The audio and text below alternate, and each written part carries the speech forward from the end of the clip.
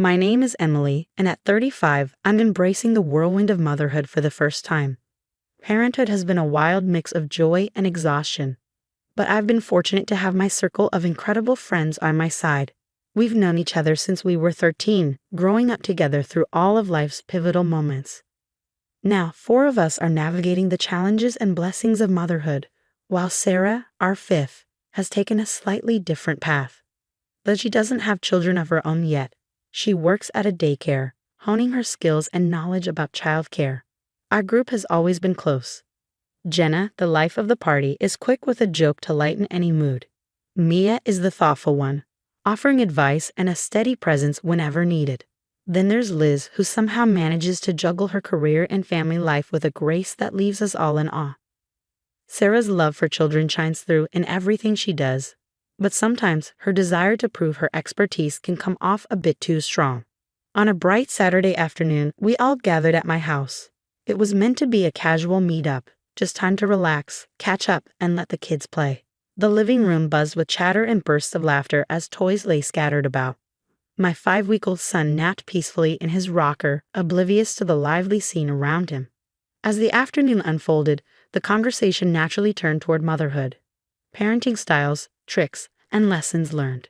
Sarah became particularly animated, eager to share insights from her daycare experience.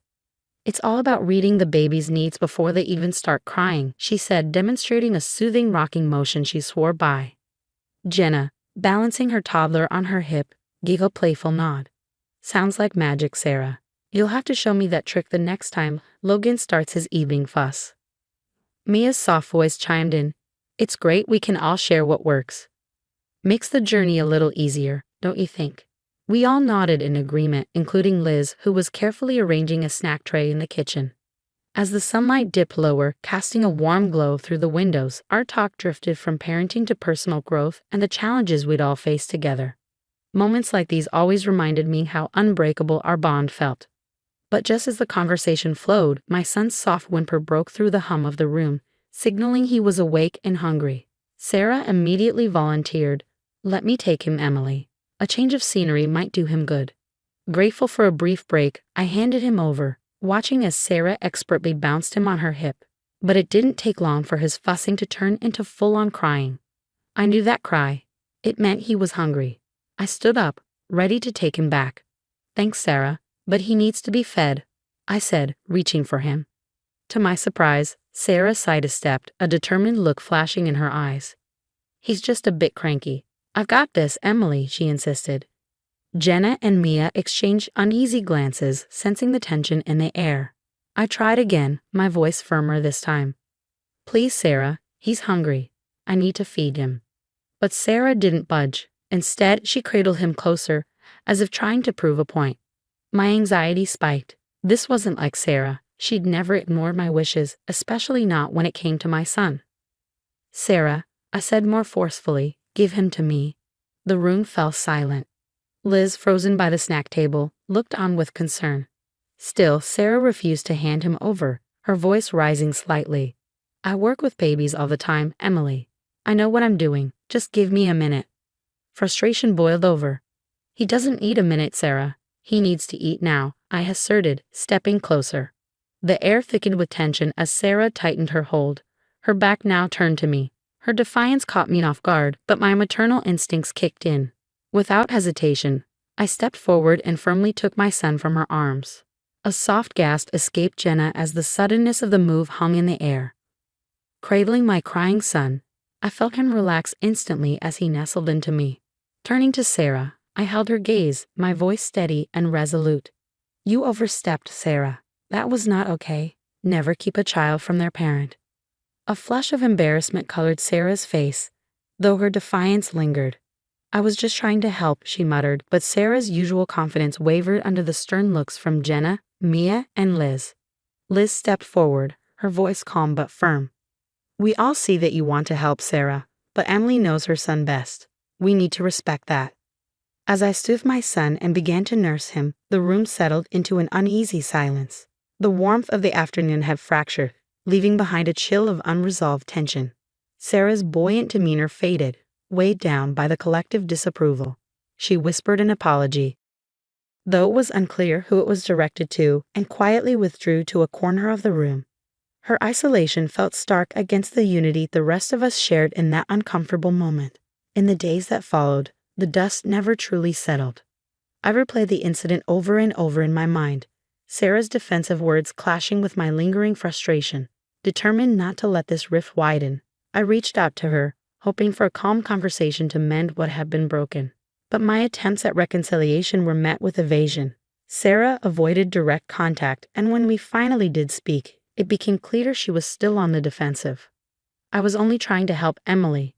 You're all acting like I did something terrible," she said, her tone a mix of hurt and accusation. "I know you were trying to help, Sarah," I replied, struggling to keep my voice even as frustration simmered beneath the surface. "But you have to understand, a mother knows her child. You should have handed him over when I asked." "You don't get it," Sarah interrupted, her voice rising with frustration. "I handle babies all the time at work. I know what I'm doing." The conversation spiraled, every attempt at a calm exchange crumbling under the weight of our mutual stubbornness. "Sarah, you didn't respect my role as his mother. That's what hurt me the most," I said, my voice thick with emotion.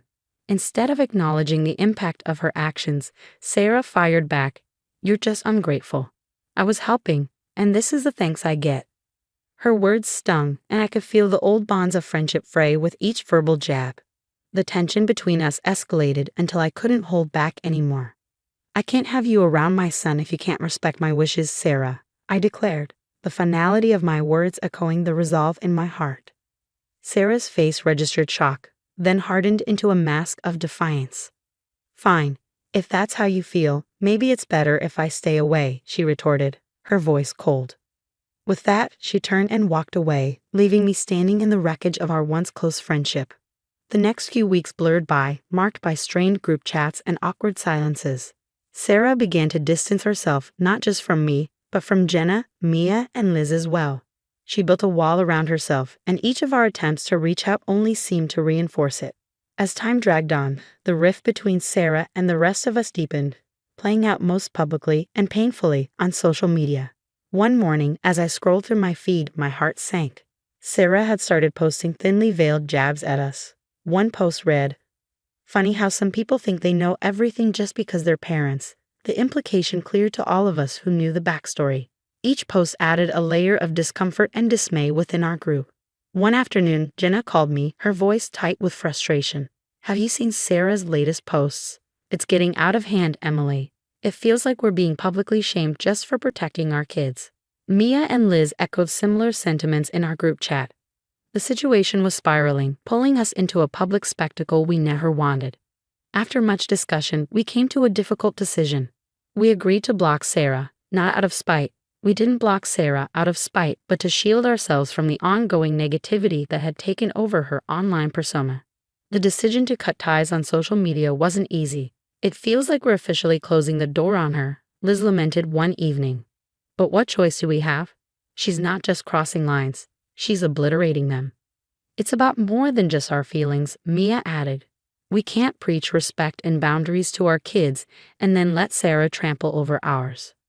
As the reality of our decision sank in, a sense of isolation crept into our group. Without Sarah, there was a palpable gap in our gatherings, her absence a constant reminder of what had happened. Yet that same isolation also brought us closer, forging a stronger bond. The ordeal had been harsh, but it clarified our values as friends and as parents. Our unity grew from shared pain, and with it, a deeper commitment to each other. Still, the fallout wasn't without internal struggles. There were nights I lay awake, questioning whether I could have handled things differently. Could I have been more understanding, less reactive? But every time, I returned to the same truth. The well-being of my child and the integrity of our boundaries as parents had to come first. Even though we had cut ties online, echoes of Sarah's actions lingered. Mutual friends occasionally mentioned her posts, each one a fresh sting. Over time, though, the posts lost their sting and the mentions grew less frequent. Slowly, life began to find a new rhythm. Our tight-knit quartet found solace in our renewed understanding and respect for one another. The ordeal had taught us a painful but vital lesson about the limits of friendship and the non-negotiable role of protecting our children. Several months later, fate intervened with a confrontation we hadn't anticipated. It was a crisp autumn day, and the local community center was hosting its annual fall festival. The event was alive with the sounds of families and laughter. By some twist of fate, our paths crossed with Sarah. As I walked through the crowd with Jenna, Mia, and Liz, our chatter halted when we spotted her standing alone near a craft booth. Time seemed to slow as we approached, the weight of the past heavy between us. Sarah looked different, more subdued, less assured than the friend we remembered. Her eyes met mine, and for a fleeting moment, I saw the glimmer of the old Sarah, the one who laughed with us and shared secrets over coffee. "Emily," Sarah started, her voice hesitant. I've missed you all." Her words lingered in the air, thick with unspoken emotions. Jenny gave my hand a gentle squeeze, a silent show of support. I took a deep breath and addressed the unspoken tension between us. "We've missed what we used to have too, Sarah. But you crossed a line that really hurt." The others nodded, their expressions filled with sadness, but also resolve. Mia stepped forward, her tone kind but firm. "You were our friend, Sarah. But friendship has boundaries. When Emily needed you to respect her as a mother, you didn't." Sarah's eyes welled with tears, her shoulders sagging under the weight of her actions. "I thought I was helping," she whispered. "I didn't realize, I just didn't see it. I'm sorry, truly." Liz, always the peacemaker, softened slightly but held her ground. "We appreciate your apology, Sarah, we really do, but things have changed. We had to protect our kids and our peace." There was a long, poignant pause, a moment of painful clarity as Sarah absorbed the finality of the situation.